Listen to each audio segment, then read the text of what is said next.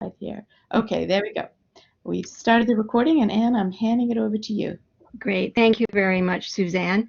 Good morning, everybody, and welcome to our session. I won't reread the title. Suzanne just did that.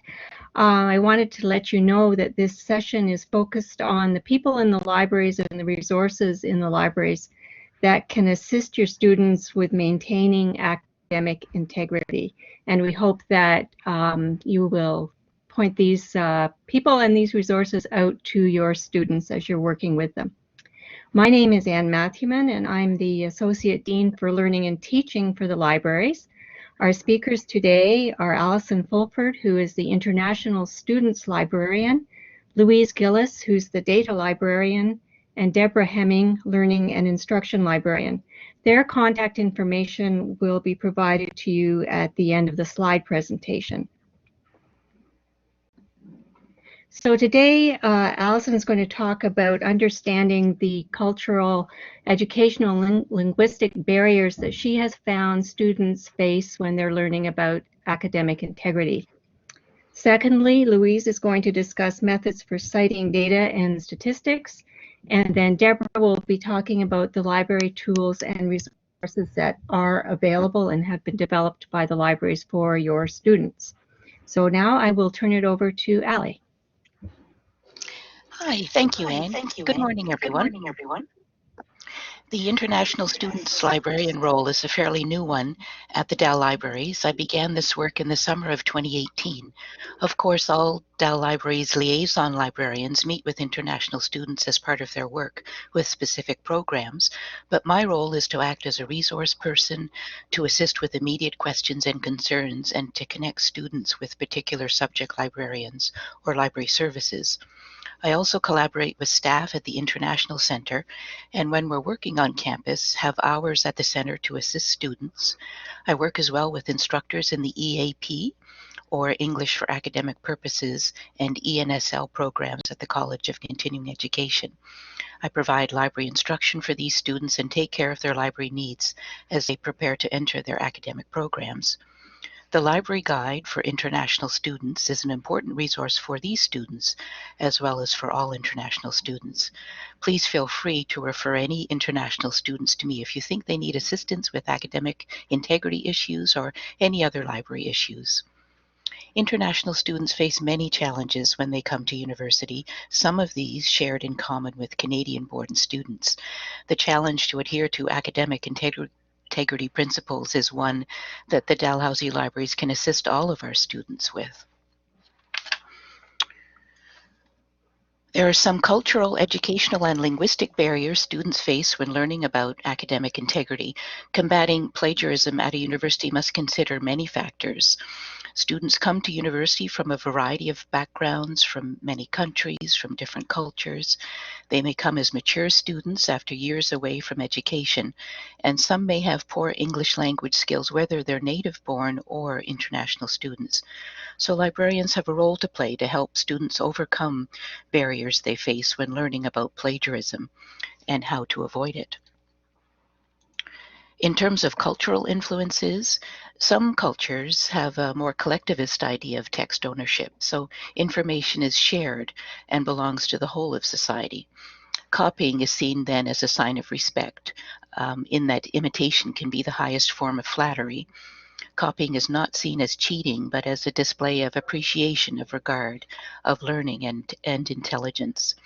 Some students may have never even heard of the word, let alone the concept of plagiarism. It's entirely foreign to them.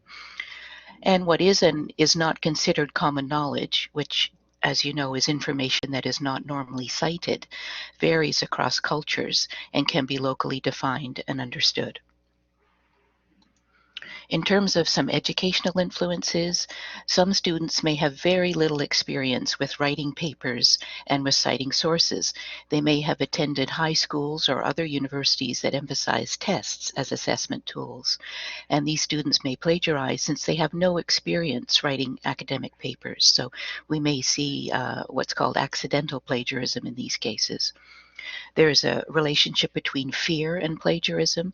Students fear disappointing their parents. They fear being not smart enough. They fear reducing their GPAs. So they plagiarize and cut corners to succeed. And in terms of linguistic influences, students not fluent in English or students who lack English language skills may plagiarize as a coping strategy. They believe that an author's own words can explain something much better than they can, as they struggle to understand text and to put ideas into their own words, or to paraphrase. Students with poor reading comprehension may not want to misinterpret an author's meaning, so they copy to retain original meanings. And students may plagiarize since they struggle to express themselves in English, but as they come better and better with academic English, plagiarism may likely decline. I put a link here on the slide to the International Students Guide to the Dal Libraries, so it covers very basic topics to more sophisticated topics, but is a terrific introduction to the resources and services and the staff at the Dal Libraries. And I've included just a few sources that relate to international students and academic integrity. There's been much written on this topic, but these are just three of the sources that I recommend. So we'll move on to Louise and citing data and statistics. Okay, thanks, Allie. So my name is Louise, and I'm the data librarian here at Dal. Some of the things that I do in my job include helping academics and students find data and statistic sources, helping them cite those sources appropriately, and I also do just a bit of advocating for research data to be deposited in repositories. And that's for archival purposes, yes, but it's also because data that's in repositories is seen, and seen data can be cited. And cited data is a contribution to the academic discussion. So I want to talk briefly about data citation and what makes it just a little bit different than citing more generally. I also want to talk about sometimes how maybe students forget to cite. Okay, taking a drink of water. I'm hearing the nerves in my voice. Okay, so the reasons that we cite data and statistics really aren't that different than the reasons we cite academic articles or interviews or other reference materials. We cite to give credit and acknowledge the work that somebody else has done. We also cite to allow the reader to refer back to the source and use that source for further study, for critique, for possible reuse, or for replication. When a source is made available, the research is laid bare and the transparency allows for accountability. It's just good science.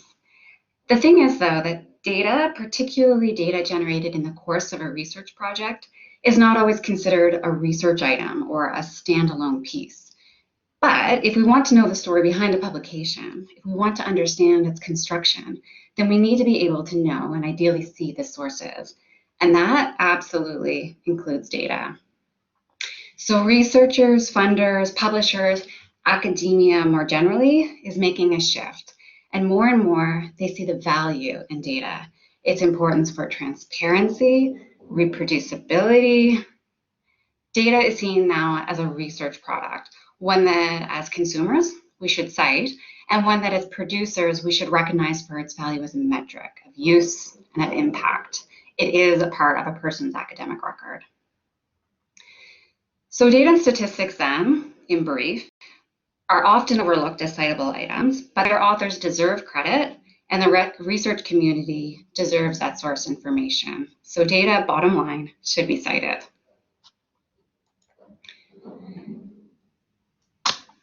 The challenge, though, with citing data and statistics is its form.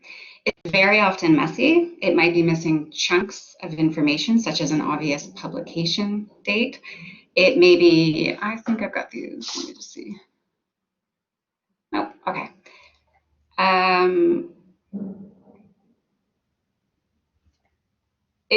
So it might be very messy. It could be missing chunks of information. It might be available in various versions.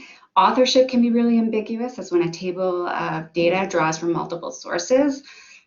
And when we turn to our trusty style guides, data and statistics aren't a standard reference type, unfortunately, so they're not often given much attention in citation guides, and the reader is left to work out best fit. So what to do? Well, data repositories themselves will sometimes provide guidelines. And so if the data source comes from a repository, it's worth checking with that repository to see if there's guidelines that exist. Another option is if the data is intended to go to support work that will be published with a particular publisher, check with that publisher because they often provide guidelines as well. And do check the style guides. So while they don't necessarily provide data exemplars, there's at least one exception that does. The American Psychological Association has specific guidelines and examples. And in that case, absolutely follow those. And if those specific guidelines don't exist, then model your citation or have your student model their citation as well as they can after a generic source, a book, or a similar reference type. Going backwards. And what's most important to keep in mind is that the purpose of the citation is to give credit and to allow tracing, allow the reader to go back to the source. So it's less about form and more about giving that due credit. And to allow the reader to get back, the most important elements to include are the authorship, the date of the publication, the title of the work, the publisher and or distributor, and an electronic identifier. The electronic identifier is incredibly important in this case. A web address will work, but even better would be a persistent and unique global identifier, such as a digital object identifier, a DOI. Statistics Canada has an excellent 3-step reference building guide. It's applicable to its own resources, which would include things like reference material, tables, graphs, boundary files, maps, custom tabulations, the works, but it's also highly applicable to other statistical sources as well. And the take-home message really is data and statistics should be cited. There are resources available to guide you and your students, and if you have any questions, get in touch. My contact details are at the end of the presentation. Thank you. And I'll hand it over to Deborah. Thanks, Louise. Okay, so I'm going to be talking about library tools and resources we have available through Dal Libraries to support your students in maintaining academic integrity. I'm Deborah Hemming. As Anne mentioned, I'm the Learning and Instruction Librarian at Dal Libraries. And in terms of my liaison responsibilities, I'm also the librarian for English, the School of Information Management, and the Center for Learning and Teaching. So just an overview of what I'm going to cover. I'm going to talk a bit about research support, available for students. I'll also talk about some of our online guides that I think will be useful. I'm going to talk a bit about Citation Managers, as well as some online tutorials that are available through the website. So first, research support. I always try to emphasize whenever I'm talking to a group of students what a liaison librarian is. I find a lot of students don't actually know that there are subject librarians within the university that are there to provide them with research assistance. So there is a librarian for every subject taught here at Dal, and we're available to help students search for literature, evaluate sources, refine research questions, that sort of thing. But we can also help with citation styles. So I would encourage you, if you are seeing a student who's struggling, who might benefit from help from a liaison librarian, to let them know that we exist, we're here, and we're eager to help them. Because of the remote environment we're currently in, we are providing research support online, so we can do email consultations. Even before the move to this remote world we're in right now, I answered a lot of research support questions over email. So this is something most liaison librarians are quite familiar with in terms of a format. But we can also do virtual meetings on Zoom or Teams. So yeah, we're still here even though we're online. Another great source of research support for students that's very popular is our live help chat box. So this is embedded right in the library webpage, and it's staffed by librarians and library interns. And it's going on right now. It's open throughout the summer. And basically this is a space where students, faculty, whoever has a question about research or finding information through the library can simply use an immediate chat box to get in touch with someone and receive help. I also wanted to talk a bit about our subject guides. So I've included a link at the top of the slide. This is where all of our subject guides are available. And as you can see in the screenshot there, we have 214 subject guides currently. So these are guides created by librarians, and they provide a wealth of information to support students with research and finding information. So there's a lot of great links to trustworthy scholarly sources and databases here. So it's a really great place to direct students when they're getting started on a new paper or project, because it's going to help them easily access reputable sources, and they're organized by subject. So there's a bit of an exploratory aspect there. A student opens a guide and they can explore the resources available on a particular subject. We also have citation styles guides. Well, actually, it's one guide. It's called the Citation Styles Guide, but it covers many styles. So this is a great guide because in addition to having specific information about how to cite sources for APA, MLA, Chicago, Vancouver, CSE, and McGill styles, the guide also covers what is a citation and a citation style, how do I choose a citation style, and why is proper citation important. So this is a really great place to send students, particularly first-year students who maybe are still coming to terms with this whole idea of creating a bibliography and citing sources and why that's important. And they can easily bookmark this for pointers on the specific style they're working within. Next, I want to talk briefly about citation managers. So when I say citation manager, I'm talking about citation management software such as Zotero or Mendeley. So what do citation managers actually do? These are great tools for students, faculty alike, for storing references to various kinds of resources. So journal articles, books, and other resources, including websites. Most citation managers allow you to store PDFs attached to the appropriate reference. And it's a way of easily inserting references into papers and creating bibliographies. Though, of course, I always caution students that while a citation manager, will create a bibliography for you, it's always good to double check that the references in that bibliography are cited correctly. Also, if your students are working on group projects or papers in this online environment, many citation managers also allow you to create group libraries and share references, so it really makes collaboration easy. The popular options right now for citation managers, and the two that we work most with here at the library, are Zotero and Mendeley, which I already mentioned. Both of these include an online account that will contain your library of citations. So this means, whether you're working on your laptop or your desktop computer, or, if you happen to be working on a computer in another location, you can easily sign in and access your online library effectively. But there's also a desktop version, so you can download Zotero or Mendeley to your desktop.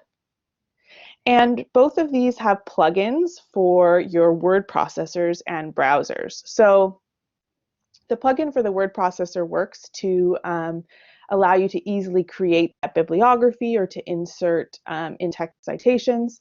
And then the plugin in the browser is how you easily export citation information. So maybe you're in a database and you find an article, or your student finds an article they want to keep track of. They can easily export that information, into your Zotero library to keep it for later. Just as we have a subject guide and a citation styles guide, we have a citation manager guide. And this is managed by our citation management librarian, who often speaks to classes about citation management and offers workshops online about how to use Zotero, how to use Mendeley. So this is a great place to get started if you want to encourage your students to start using this technology. And I've included the link there.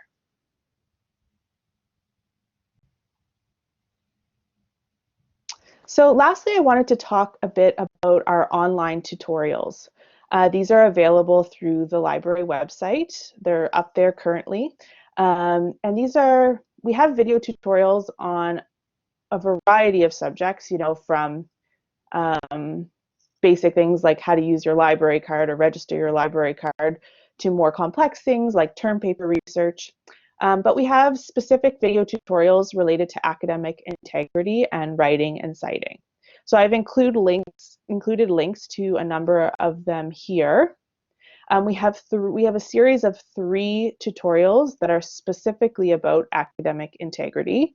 Each of these has to do with a different citation style. So APA style, MLA style, Vancouver style. And actually at the end of the presentation, I'm going to try to preview the Vancouver style video so you can just get a sense of what these tutorials actually look like. But 2 other tutorials I highlighted were the anatomy of an APA citation. So it's a bit more of an in-depth video about APA citation, but we also have a paraphrasing video that's quite popular. So this is contact information for myself, Allison, and Louise, with our titles there as well. And just to reiterate what both Allison and Louise said, if you have questions about anything that was just covered, feel free to get in touch with me through email or my colleagues as well.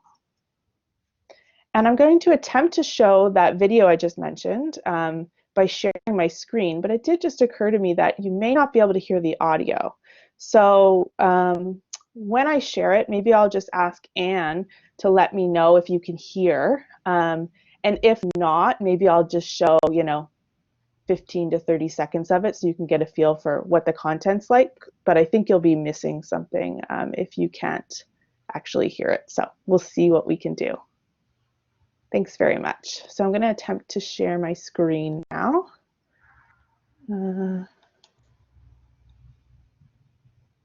Okay. So Anne, are you able to see my screen? Not yet. Okay. What about now? Yes. Okay, great. So I'm going to press play and just let me know if you can hear or not. And if not, I'll just let it play for a little bit. But if so, we'll try to watch the whole thing.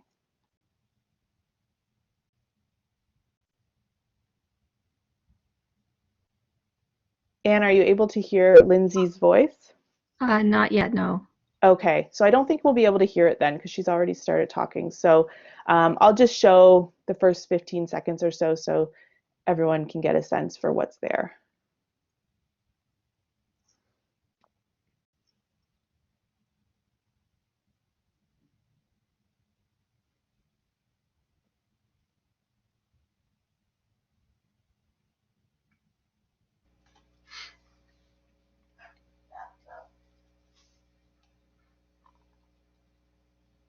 I think the message is a bit lost when you can't hear the audio, but I will say it's a great video. It's about 8 minutes long, and I know in the past faculty have linked to this on their Brightspace because it actually has a quiz at the end that encourages students to reflect on what they've just learned. So I do encourage you to check these out on your own time and perhaps consider if appropriate linking to them in your course. Brightspace.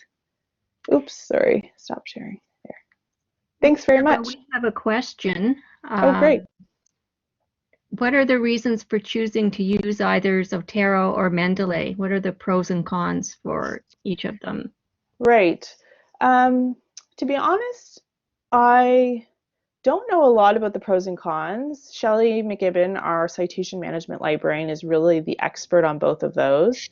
I prefer I've always used Zotero. I can't say I prefer it because I've never used Mendeley personally. But I'm sure if you headed to that citation management guide I mentioned, there would be a bit of a discussion about what each of them offers on the 2 pages. But I don't know if Ali or Louise, if you can speak to that. If you used either or both before, I don't know. I've looked at both. This is Allie. I've looked at both, and just for the ease of use, for me personally, I prefer Zotero. And I know Shelley on her guide does provide a list of pros and cons for each. So I can't recall them right now either, but I think there were enough pros that were relevant to me to pick Zotero. But I think both do the job. So it's just a personal preference, really. We can't say that one is better than the other. They both do the job. It's just what you prefer personally. I find Zotero is very user-friendly. It has a very sort of instinctual interface, and I've found when I've introduced it to students, the uptake is quite quick. And even if they're only using it for very simple activities like just storing sources, the learning curve is very short. Where it does do more complex things than that, but just to sort of use it at a surface level is very easy to get on board with quickly. Yeah. I noticed, Suzanne, that one of our fellow librarians, Michelle Pon, has posted in the chat a link to the citation management guide with the comparison of Zotero and Mendeley. So thanks, Michelle.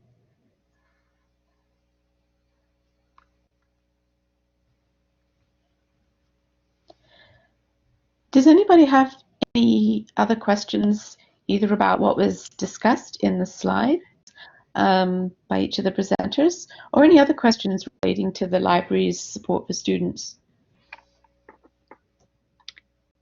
So I'm not sure if the other presenters can see this remark that's just come up from Bob Mann, but he loves the presentation and it was very helpful information. So he goes on to say that many of the cases we deal with annually are the result of negligence or education deficits, or in some instances, slow acclimatization to our academic standards, particularly for international students. And I won't read the whole message, but he wonders if you have any thoughts on whether integrity is an ill-fitting word to use to describe these situations.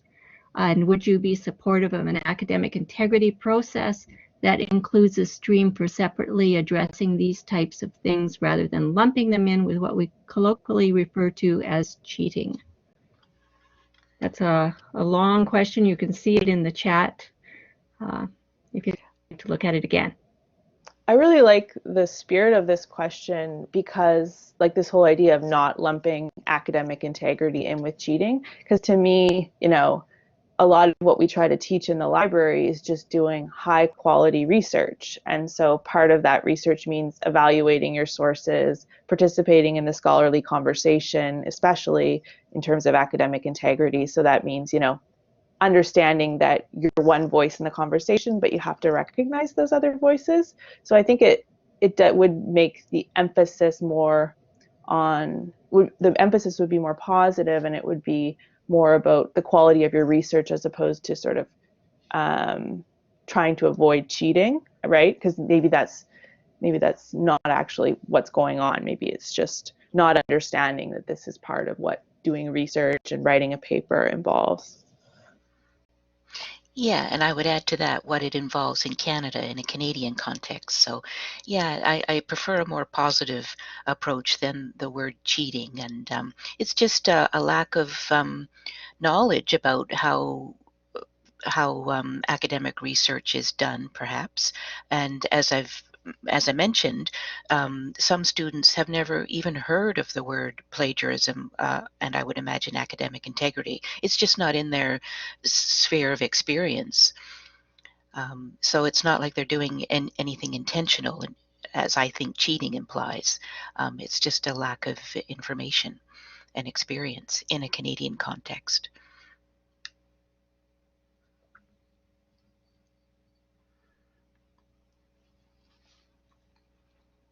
You're on mute.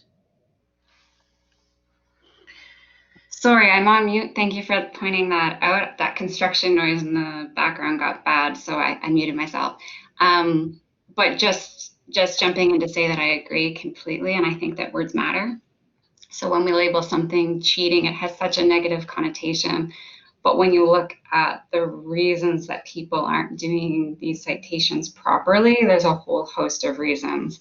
And it does come down to just being taught and being understood what it means to give credit.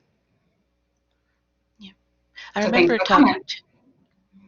Sorry, Louise, it's Allie again. I remember talking with a first-year economics student a couple of years ago, and he was from China, and he was talking to me about the volume of reading he had to do in his coursework, and it was just absolutely overwhelming because he couldn't understand it. So, you know, there's that in the mix as well, right? He should be going into third year this fall, I imagine. So I hope things are a bit easier for him, but he was absolutely overwhelmed just trying to understand the readings for his course, let alone write something in his first year.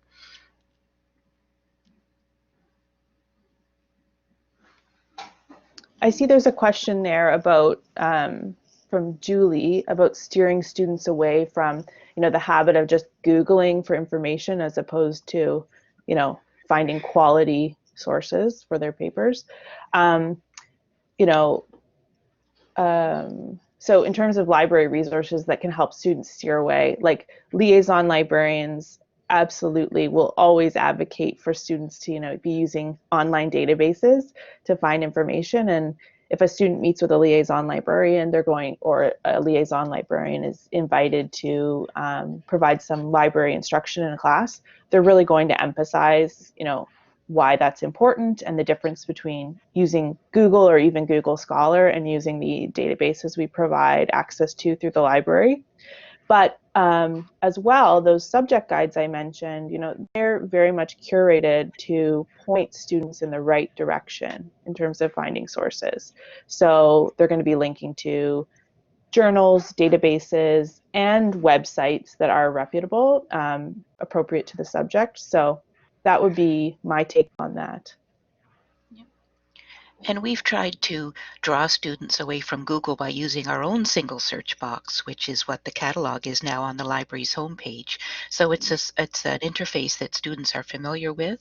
They can search in our single search box, but then their results are academic and scholarly. So we know that they would be valid and vetted.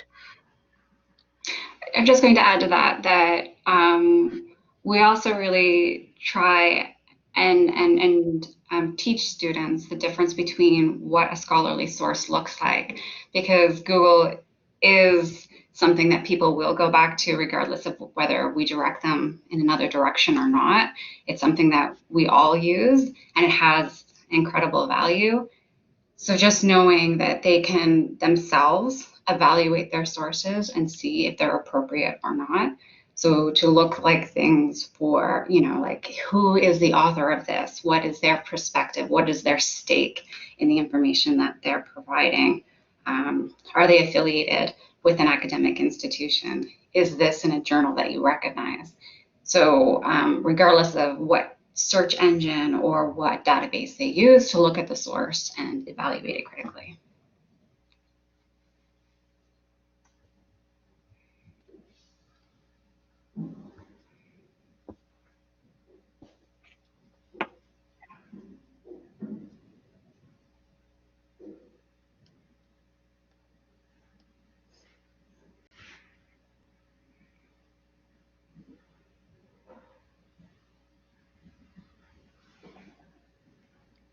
So here's another question from Elizabeth. do you have any recommendations for sources on how to write a science paper? I know maybe the Writing Center may be addressing this tomorrow in their session, but do any of you have any recommendations? I don't have any. I've not worked with science students before, so I can't answer this question.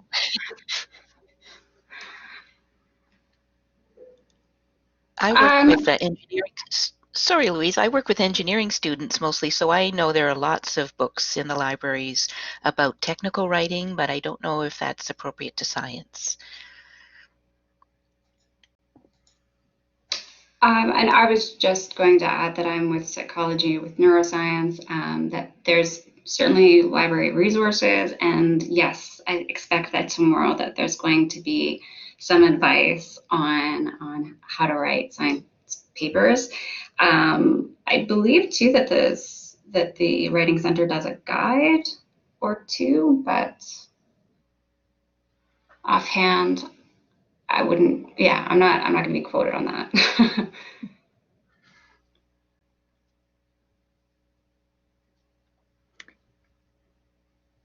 Oh, I see that someone from the Writing Center is online, Janice Eddington. So perhaps you can refer to her afterwards. I imagine her mic is muted, so she won't be able to speak. Janice, if you'd like to speak, I can make you a presenter so you can speak. Just put yes into the chat box. Oh. Okay, hang on a second, Janice. I'm gonna, let me just find you. Hang on. Janice, there you are.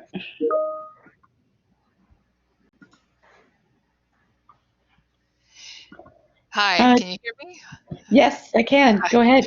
Hi, Suzanne. Yeah, we'll address a little bit of this tomorrow, not so much specifically about writing a paper tomorrow session, but we do have lots of resources and happy to chat about that with you. Yeah, if you want to get in touch, or we can reach out and touch base. But yes, it's something we work on a lot, and we're working on over the summer as well. We see a lot of science students about writing science papers, certainly.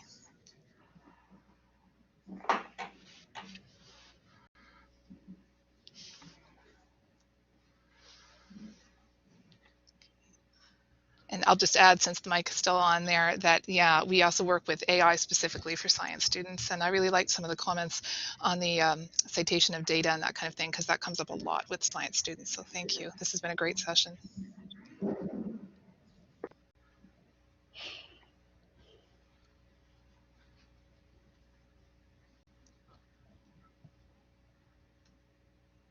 I see that there is a reference to a Dr. John Kastelic from the University of Calgary and his writing guide. I don't know whether we have access to that, but that's good to know about as well. I've also seen a couple of comments come up regarding a course, a first-year mandatory course on citation and writing. Is that something you're going to talk about tomorrow as well, Janice? Yes, we'll talk a little bit about our resource guide, and so we can certainly add those in. Yeah, absolutely. Happy to. Dalhousie does have those kinds of orientation systems as well, for those of you who are interested.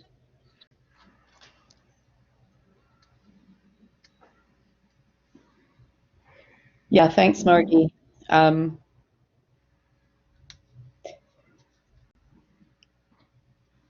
Yeah, quite a few faculty talk quite highly about having students be able to go through those orientation sessions, and to follow up with what Bob was saying, getting students on board and educated and aware from the get-go, so helpful and important, so that they don't end up in the dreaded academic integrity process.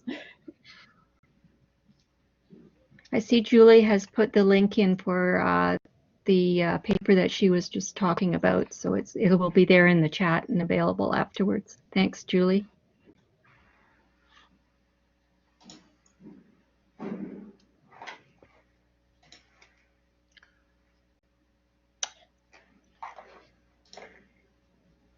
Thanks, Anne-Marie.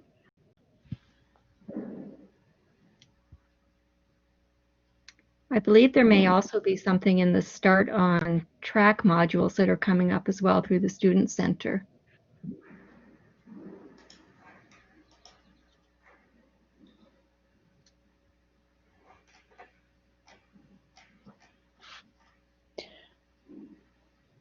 Are there any further questions for the presenters today?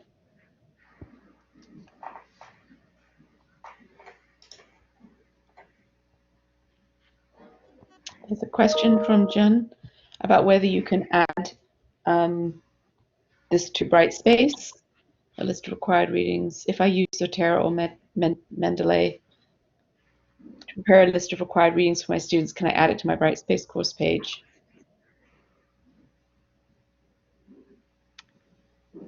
I'm not sure about that. Do any of the other librarians know? I'm not sure either, but I think that what we would typically do, or what we would normally recommend with Brightspace readings, would be to go through the library again, and we could provide a list of permalinks. Through course reserves. Through course reserves, that would be the way to do it. Yeah, just So to we make sure can that take a look at we can look at your reading lists, and then we can try and find electronic equivalents to what you have in your list, and put links to those readings, permalinks, as Louise said, in your Brightspace, so that students can link out to the readings. That might not be a service that some people know about, but it is called electronic reserves. Right. And it's even more valuable in these circumstances that we find ourselves in. I would just say that is an absolutely excellent service. It's so much easier to have someone put those links in your site than trying to do it yourself. This is an amazing service. And you're also reassured that all the copyright issues are, or if there are any, they'll raise them for you, which is an additional plus to that service as well. Yep. Thinking about our own academic integrity too. And if we don't have an electronic equivalent, we can scan what print resources we do have within fair dealing guidelines. Michelle, our colleague, has added to the chat here that you could generate a bibliography with Zotero or Mendeley in Word, and then you could send it to the course reserves for them to work with, which would be another option. Thanks, Michelle.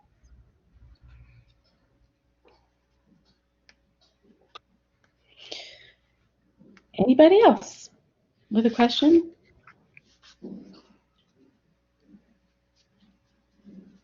Yeah, Margie is saying reach out, and I really can't emphasize that enough, whether it's to CLT, to ATS, Academic Technology Services, the libraries, the Writing Center, reach out to everybody, because it's so much faster to ask a question and get a quick answer than to try and spend hours figuring it out yourself. And I say that from personal experience.